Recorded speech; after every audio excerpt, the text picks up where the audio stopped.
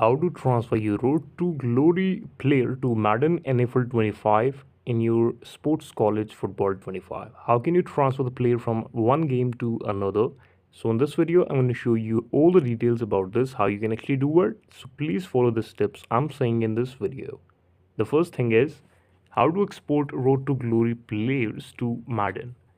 To transfer a Road to Glory player over to a Madden account, players will need to progress to the end of the fourth season after the playoffs have ended. They will notice that Leave for the NFL will appear on their do-to-do list.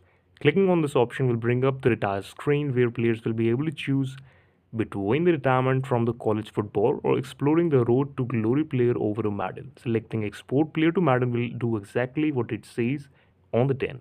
So you can simply leave it after clicking on this option, and from other website you can access this game and you will be able to play with the same players to Madden. This is the video. Thank you so much for watching it.